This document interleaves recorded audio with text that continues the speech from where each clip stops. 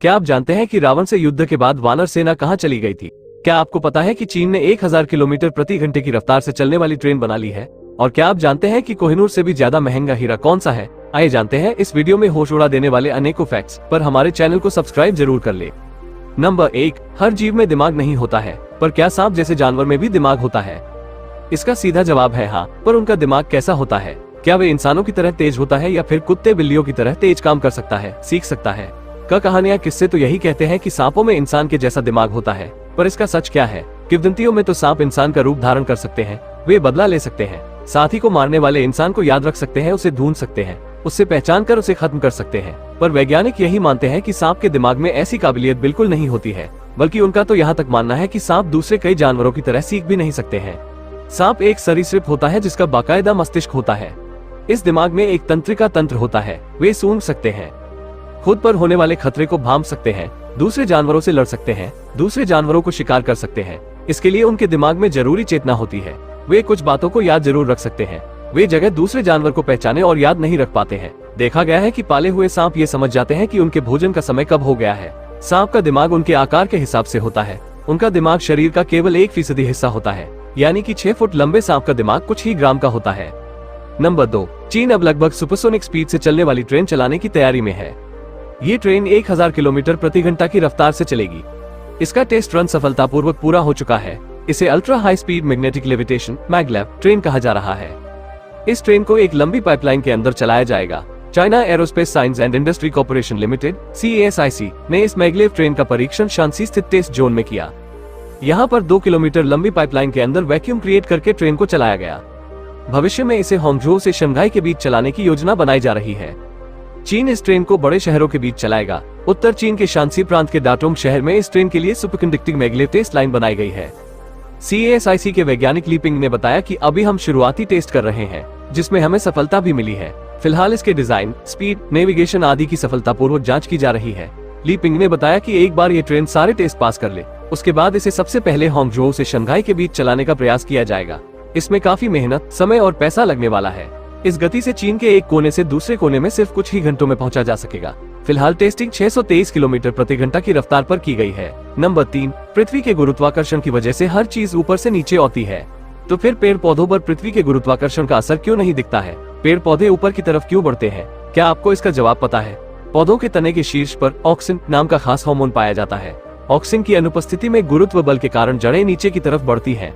Auxin की वजह से गुरुत्वाकर्षण बल कम काम करता है। सूर्य की रोशनी में कोशिकाएं धीमी बढ़ती हैं, इससे तने झुकने लगते हैं। प्रकाश अगर सीधे पौधे के ऊपर पड़ेगा तो तने बढ़ती जाएंगी और उनमें शाखाएं नहीं होंगी। नंबर 4, कोहिनूर हीरा को दुनिया का सबसे महंगा हीरा माना जाता था। कोहिनूर हीरा 14वीं सदी में आंध्र प्रदेश की गोलकुंडा खदान में प्राप्त हुआ था। 26 जनवरी 1905 को दक्षिण अफ्रीका में प्रिटोरिया की खदान में एक हीरा खोजा गया। इस हीरे का नाम कलिनन रखा गया। इस हीरे का वजन 3106 कैरेट का है। इस हीरे को ब्रिटेन के राजा किंग एडवर्ड 7 को जन्मदिन पर उपहार के रूप में दे दिया था। ये हीरा इतना बड़ा था कि इसका पूरा इस्तेमाल नहीं हो सकता था। इस हीरे को काटने के लिए एम्स्टर्डम की एक डायमंड कंपनी को जिम्मा दिया गया। इस हीरे को जब काटा जा रहा था, इस पर काटने के लिए इस्तेमाल की गई ब्लेड टूट गई थी। इस हीरे को 9 बड़े और लगभग 100 छोटे हीटों में बांट दिया गया था। इस कलिनन हीरे की ठीक कीमत का अंदाजा लगा पाना मुश्किल है, क्योंकि आप इस हीरे की कई टुकड़े हो चुके हैं। उसे वक्त के हिसाब से आज की कीमत की बात की जाए तो तब के $2 मिलियन से आज की स्थिति में इसकी कीमत 31 अरब रुपए से भी ऊपर बताई जाती है। नंबर 5, यूं तो आपने कई बार सुना होगा कि नदियों का पानी ठंडा होता है, जिसकी पीकर आत्मा तृप्त हो जाती है। वैसे क्या आपको पता है कि दुनिया में एक ऐसी नदी भी है जहां पर पानी हमेशा उबलता रहता है? हम बात कर रहे हैं अमेज़न के जंगल में पाए जाने वाले बॉइलिंग रिवर के बारे में, जिसका पानी हर समय खौलता रहता है।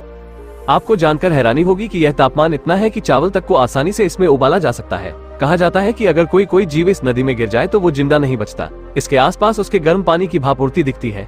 इसकी इसी खूबी के कारण कई लोग इस खतरनाक नदी पर कुदरत के अनोखे नजारे को देखने के लिए यहाँ आते हैं। ये नदी 6.4 किलोमीटर लंबी है। इस नदी के किनारे पर हरे भरे जंगल है जो एक 60 फीट की दीवार बनाते हैं। नंबर 6, प्रकृति की बनाई इस दुनिया में कई ऐसे जीव भरे पड़े हैं जो दिखने में बेहद ही अजीब लगते हैं। इन्हें आप एक बार देखेंगे तो यही कहेंगे, लगता है ये किसी दूसरे ग्रह से आए हैं। आज हम आपको ऐसे ही कुछ जीव के बारे में बताएंगे। नेकेड मोल रैट, अफ्रीका में पाए जाने वाले इस चूहे की चमड़े पर बाल नहीं होते, बल्कि ऐसा लगता है इसे झुर्रियां पड़ गई हो। सैगा एंटीलोप, खास प्रकार का यह हिरन रूस और कजाकिस्तान जैसे देश में पाए जाते हैं और ये अपनी लंबी नाक के लिए जाना जाता है। पिंक फेयरी आर्माडिलो खुदाई में माहिर। इस जीव के ऊपरी हिस्से पर ऐसा लगता है जैसे अलग से कोई परत रख दी गई हो और खुदाई में माहिर होते हैं। लैम्प्रे आर्कटिक महासागर में पाई जाने वाली ये मछली बेहद अनोखी होती है। ये अपने नुकीले दांतों को शिकार के ऊपर गड़ाकर कई दिनों तक उसके शरीर से खून पीती है। स्टार नोज मोल, इसकी नाक एकदम सितारे की होती है जो बहुत ही कम ऑक्सीजन में इसे जिंदा रखता है। ये अपने नाक से छूकर पता लगाता है कि सामने पड़ी चीज खाने लायक है या नहीं। नंबर 7, कहा जाता है कि भारत में 500 से अधिक किले हैं जो एक से बढ़कर एक है। इन सभी किलों की दीवारें कुछ न कुछ कहती हैं, एक इतिहास बयां करती हैं। भारत में आपको सुंदर से सुंदर और विशाल से विशाल किले देखने को मिल जाएंगे। ऐसे में आज हम आपको एक ऐसे किले के बारे में बताने जा रहे हैं जो बेहद खास है। कहते हैं कि इस किले से हमारा पड़ोसी मुल्क पाकिस्तान नजर आता है। सुनकर शौक लगाना, लेकिन ये बिल्कुल सच बात है। इस किले से पाकिस्तान दिखता है। दरअसल इस किले का नाम है मेहरानगढ़ फोर्ट, जो राजस्थान के जोधपुर में स्थित है। मेहरानगढ़ फोर्ट को 15वीं शताब्दी 1459 ईस्वी में राव जोधा द्वारा बनवाया गया था। ये किला एक ऊंची पहाड़ी की चोटी पर बना हुआ है जिसकी ऊंचाई करीब 125 मीटर है। नंबर 8, कुदरत ने कुछ जीवों को ऐसा बनाया है कि वो अपने अंगों को खोने के बाद उसे दोबारा विकसित करने में माहिर होते हैं। समुद्री जीव लॉबस्टर यानी झींगा मछली ऐसे ही जीवों में से एक है जिसे कुदरत का यह वरदान हासिल है। लेकिन क्या आपने कभी सोचा है कि झींगा मछलियां आपस में बातें कैसे करती होंगी? उनका ये तरीका भी काफी दिलचस्प है। वैज्ञानिकों के अनुसार झींगा मछलियां महत्वपूर्ण संदेशों को आदान प्रदान करने के लिए एक दूसरे पर पेशाब की धार छोड़ती हैं। झींगा मछलियां प्रजनन स्थिति और क्षेत्रीय दावों के संबंध में फेरोमोन के माध्यम से महत्वपूर्ण रासायनिक संदेश भेजती हैं। जब मादा लॉबस्टर प्रजनन के लिए तैयार होती है तो वो अपने पसंद के साथी पर फेरोमोन से भरे मूत्र का छिड़काव करती है।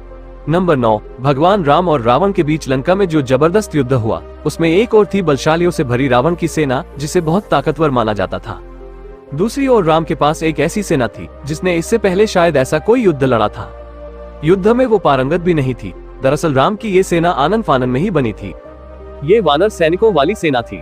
रावण ने पहले इस सेना की हंसी उड़ाई, फिर राम की वानर सेना से दुश्मन के छक्के छुड़ा दिए। ये युद्ध जीता। लेकिन इस शानदार विजय के बाद वानर सेना का क्या हुआ ये किसी को नहीं मालूम।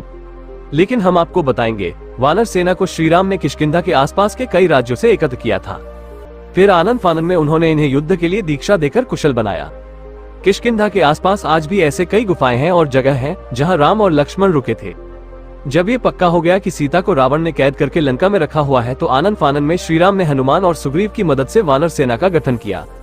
लंका की ओर चल पड़े। तमिलनाडु की एक लंबी तटरेखा है जो लगभग 1000 किलोमीटर तक विस्तारित है। इन्हीं वानरों ने समुद्र पर लंका तक के लिए पुल बनाया। इसी वानर सेना ने फिर रामेश्वर की ओर कूच किया क्योंकि पिछली जगह से समुद्र पार होना मुश्किल था। श्रीराम ने रामेश्वरम के आगे समुद्र में वो स्थान ढूंढ निकाला जहां से आसानी से श्रीलंका पहुंचा जा सकता हो। इसके बाद विश्वकर्मा के पुत्र नल और नील की मदद से वानरों ने पुल बनाना शुरू कर दिया। वानर सेना में वानरों के अलग अलग झुंड थे। हर झुंड का एक सेनापति था जिसे युद्धपति कहा जाता था। यूथ अर्थात झुंड। लंका पर चढ़ाई के लिए सुग्रीव ने ही वानर तथा रिक्ष सेना का प्रबंध किया। बताया जाता है कि ये वानर सेना जुटाई गई थी। ये संख्या में करीब 1 लाख के आसपास थी। ये सेना राम के कुशल प्रबंधन और संगठन का परिणाम थी। विशाल वानर सेना छोटे छोटे राज्यों की छोटी छोटी सेनाओं व संगठनों जैसे किष्किंधा, कोल, भील, रीछ और वनों में रहने वाले रहवासियों आदि का संयुक्त रूप थी। माना जाता है कि लंका विजय के बाद ये विशाल वानर सेना फिर अपने अपने राज्यों के अधीन हो गई, क्योंकि अयोध्या की राज्यसभा में राम ने राज्याभिषेक के बाद लंका और किष्किंधा आदि राज्यों को अयोध्या के अधीन करने के प्रस्ताव को ठुकरा दिया था। ये वानर सेना राम के राज्याभिषेक में अयोध्या भी आए, फिर वापस लौट गई। नंबर 10, भारत में सबसे बड़ा मंदिर तमिलनाडु में है। तिरुचिरापल्ली में स्थित ये मंदिर रंगनाथ स्वामी का मंदिर है। द्रविड़ शैली में इस मंदिर का निर्माण हुआ है। इसमें कई छोटे छोटे मंदिर मौजूद हैं। ये पूरा मंदिर 156 एकड़ तक फैला हुआ है। करीब 4 किलोमीटर तक मंदिर का परिसर है। इसकी ऊंचाई 236 फीट तक है। यह मंदिर दुनिया का सबसे बड़ा मंदिर होने का भी दावा करता है। इस मंदिर के अंदर 49 मंदिर मौजूद हैं। भगवान विष्णु को समर्पित इस मंदिर में बड़ी संख्या में श्रद्धालु पहुंचते हैं। प्लीज सब्सक्राइब जरूर करें। धन्यवाद। जय श्री राम।